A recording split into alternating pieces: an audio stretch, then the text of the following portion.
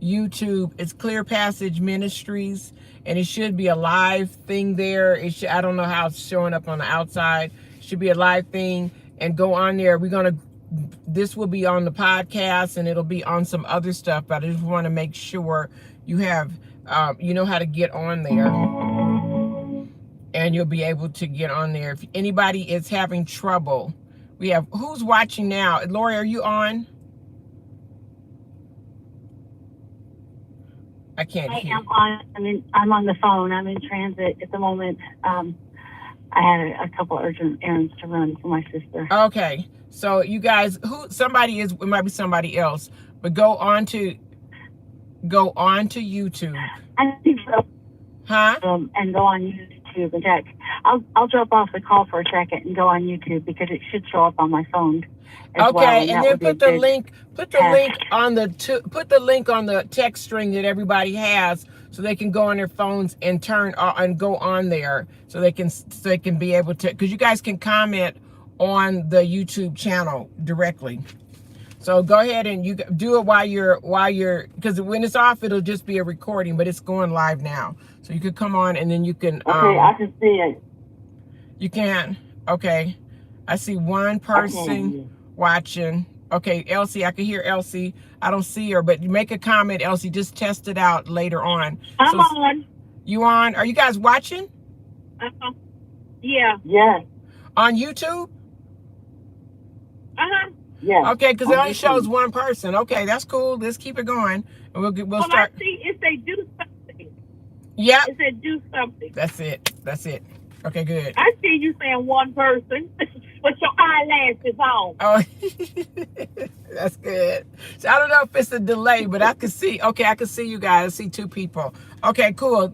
Start getting on there because we transitioned over. I did 2 shorts yesterday. Anthea? Yes. Is it clear passage prayers?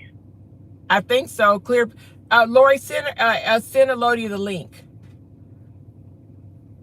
Because it says live. Live has a big circle, and then you get on there. Okay. All right, we're getting ready to get started. The message, and I don't have a really, it's called Do Something. What you want to do is let God be, when he comes to get you, you actually found doing something. Doing something. So I'm asking you guys, on our list today, it just occurred to me, you got to have a battle plan. We're watching all this stuff happen on the news. Okay, we're watching everything happen. They're talking about cryptocurrency, people getting shot. People basically are going crazy. And it's not the first time. It's getting ready to get a whole lot worse. But you know what's happening is when we're watching it, it's like somebody's drowning, and then we go, well, you're drowning in salt water, or you're drowning in fresh water. You're drowning in the water that has this kind of germs in it. You're drowning. Doesn't nobody care what kind of drowning? I apologize. I just walked in and clicked off of ready. Hold on. I just came in off a break, and I had my phone on, and it was still playing. I'm trying to get it off. We have to have called plausible deniability. I can't have Wanda get in trouble. So I just muted her off of there. Okay, let me mute everybody else. You guys go on to YouTube, and we're doing it live, and we will continue to do it live. Gotta look out for my sister girl. So anyway, if somebody is drowning and you sitting up there going, I'm gonna do it just like this, like this. Somebody's drowning, and you sitting up there going, well, Miss Jones, you're drowning in salt water with this kind of capacity, and it has this much this, and it's made up of that. This is what we're doing on church. The church right now, we're looking at the news, analyzing everything. Anybody doing nothing. Everybody's talking about it, talking about how the book of Revelations already said it's getting ready to jump off. It's getting ready to get crazy. They already established that. So what you doing?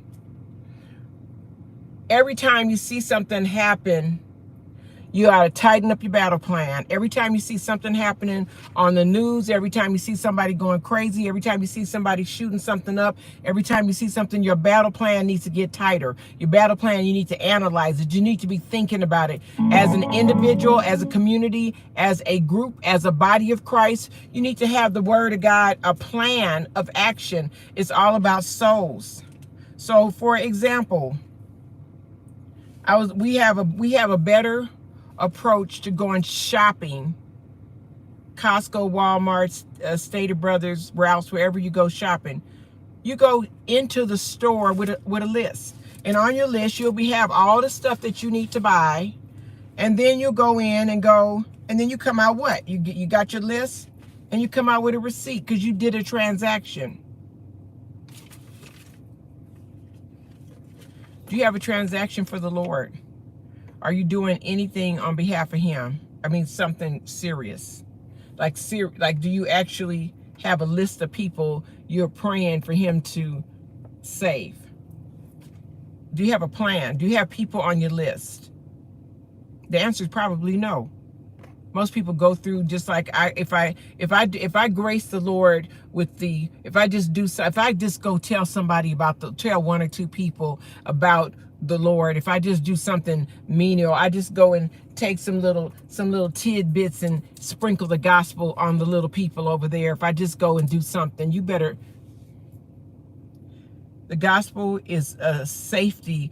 It is go into the building. It is a safeguard. It is a urgent conversation so that you don't go to hell. It's an urgent conversation. It is life. It is desperate conversation.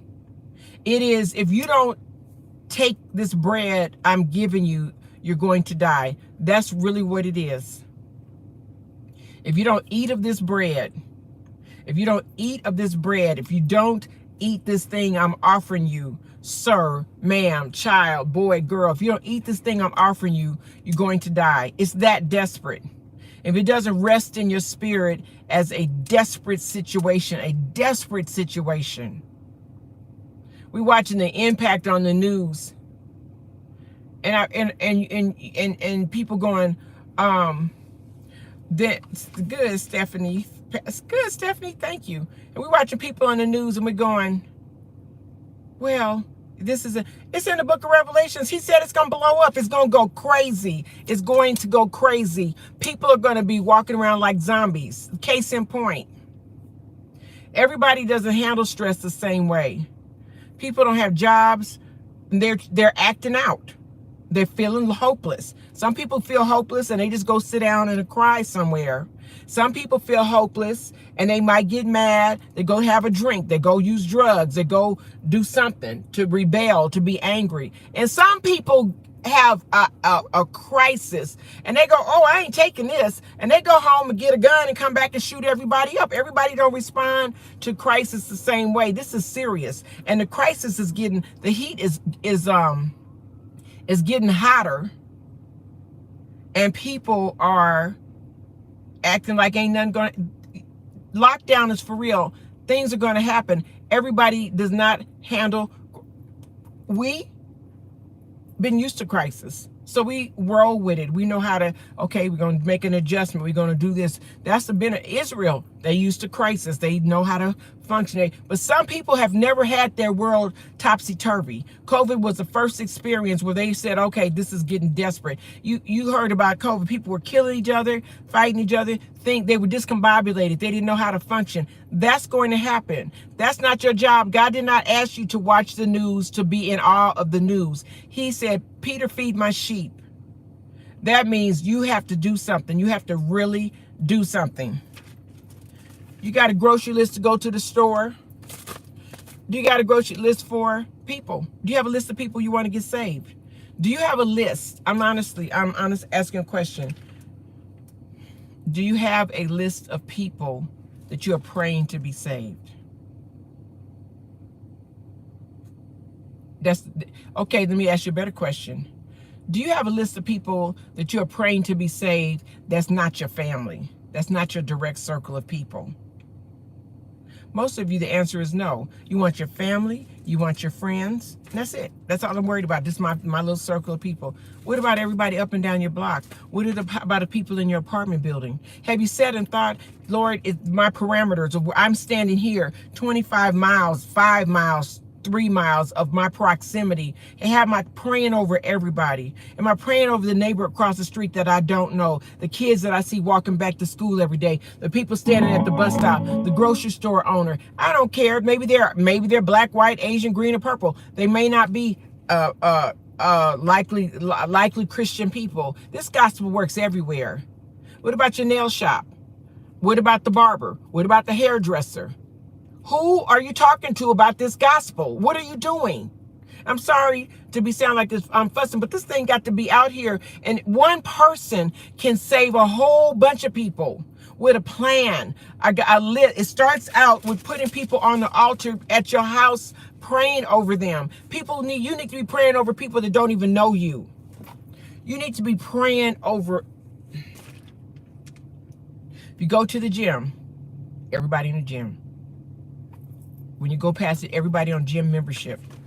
You go to Starbucks, everybody in Starbucks. Everybody that comes through there. That's a mission all day long.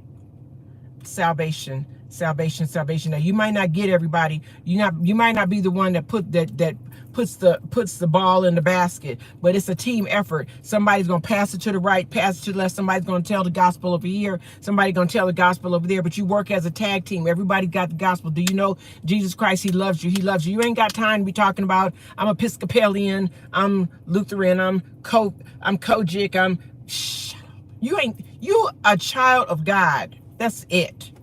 You got in because Jesus died. Don't be trying to put no extras on it.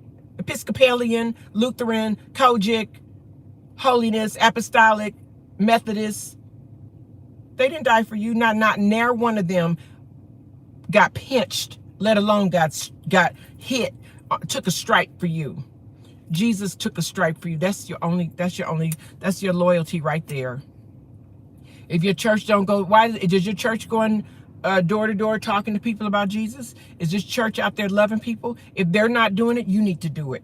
If they're not talking to people, you need to be talking to people. The only time you need to be showing up back at the OK Corral, back at church, because you're tired, you need some water, you need to change your tennis shoes, and you're getting back out there. That's how serious this thing needs to be. You need to have a list in your back pocket. This your every day when you get up and get your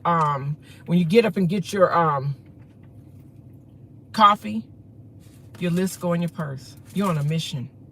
Yeah, you got to go here, there, you got to get that meeting. But this is the first order of business, is the people that you want to be saved, the people that you want to have that you want to see in heaven, and you ain't got to know them. God knows it. This is the mission. God, every single soul is desperately loved by the Lord. Every single soul is desperately loved by the Lord. He's going to get them, get them, get them. He's calling your name. Go get them. Get that person. Get that one. And your prayer is, Lord, everybody that I'm assigned to, people that got missed, the people that didn't get told about it, every single person, let me make sure I'm telling them about the gospel. Let me make sure I'm getting the word out there. Not out there like a little bit. Act like it's your act. If it's your baby, okay, you here. Your child is over in someplace else. You can't talk to them. Guess what? Now you want somebody to tell them about the Lord, don't you? Now your child, your sister, your brother, your mother, your daddy, somebody dear to you is out of reach. You can't reach them. But somebody needs to tell them about the Lord so that they can, and not just tell them, follow up, follow up, follow up, follow up. Not bugging them, but skilled how to go in and get them, how to go in and tell somebody about the Lord. Skilled labor. You got to be good at doing it. Just, start a conversation. One of the best ways that I have found out to tell people about the Lord is tell them about myself and something that happened that was a miracle. And I ain't doing gospel. I'm just talking about, I was you know, I was any situation, like what time, well, I don't want to talk about, but something, I'll tell them something, and then I'll go, and I prayed about it, and so you drop prayer, and I prayed about it, and I said, Lord, and then sometimes I tell people how I pray to God. I say, Lord, you know, this is what I need, and I tell them how when I have an argument with the Lord, and when I say I have an argument with the Lord, He ain't arguing with me. I'm rolling around in frustration and disobedience and getting upset. Thank you. Frustration and getting upset, and then I turn around, and God will just wait me out and say, okay, you still got to do it. But at the same time, I'm talking, letting them know there's a relationship. Sometimes you talk about it like I have a friend. And I talk about God like I have a bestie, and He and I be talking, and we have conversations, and that's what I share with other people. I don't tell them about nothing fancy, because what happens is when I tell them about my friend and how we talk and how we get along and how we all in love with each other, and we be having, you know, we just have good times speaking to each other. That's how we talk about prayer. I have a friend that I talk to, and I talk about God like just like that. And they'll go like, I want to meet your friend. I want to have a friend like that. And then when you talk about the relationship, this is just one method. When you talk about the relationship, then they'll go and they'll start in their own way, start talking about it. It depends on where you're coming, but you got to be skilled. You got to be saying, okay, Lord, I need them. And just baby steps, just a little bit. If you go to the hairdresser, just a little bit, just a little drop of witness, little drop of sweetness, little drop of the fruit of the Spirit, and you just start talking, and then little by little, they'll start listening, they'll start paying attention, they'll start doing stuff, and then you go, then you start, then they'll start, and then you have to, don't be walking up in there looking like church lady with your Bible. Look, that sets up barriers. People don't want to know how good you are and how perfect you are in your little long white dress looking all holy till they cut you off in the parking lot, and then the real words come out. They don't want that. People want to know about the reality. People having real problems, real crisis. They really struggling, and they need to talk to somebody. 911 right away. That's where you come in, because you got a friend that you can get on 911, and you can just get their hand. And I always ask people, I ask strangers all the time, you want me to pray for you? I got some secret sauce in my purse. You want me to pray for you? And I don't have to, it don't have to be anointed oil or nothing. I just say, do you want me to pray? Because I got some juice. Do you want me to pray for you? Most people would say yes. Most people say it couldn't hurt. It couldn't hurt. What else? You know, whatever you have. Peter and Paul, I think it was, said, silver and gold have I not, but such I have. Rise and walk. Get up. And they exercise it as a part of their life. You are breathing on this planet to multiply yourself in the presence of God. You are breathing to make 5 more saints of God, 10 more saints of God. How many people are you telling about the gospel? Not telling. How many people do you come in contact with? Does everybody that come in contact you in the course of a week know the Lord? Probably not. And then my second question is, why not? How come your hairdresser don't know that you know the Lord? Or your coach, or your gym instructor, or your gasoline person at the gasoline station, the person at the grocery store? You walk in there every day. How come they don't know the Lord by now? And you up in there every day. You know why? Because you ain't opening up your mouth. Because you put this list, what you have to do is more important than what God asked you to do. You more Walmart, Costco. Is anything on here going to get you into heaven? Not a single thing. But you all up in it. I'm going to get some eggs. I'm going to get some milk. I'm going to get some gasoline. I'm going to get the coupon. See how you put time on that? People walk around all day. Where's your list? Where's your list of people that you're praying, that you are put on the altar to be saved? You need to have 100 people on there. You know 100 people that you want to be saved? Everybody don't have to come in contact. People on television, newscasters that you see on TV, celebrities you see on TV, see something happening on the news. The first thing, okay, I see something on the news, that's going on my list. That they need to be, I want to make sure that they're going to heaven. This is a real deal. You should have 100 people that you're talking to about the Lord. And if you don't know him by name, that whole block over there, Lord, I want to pray for everybody to be saved.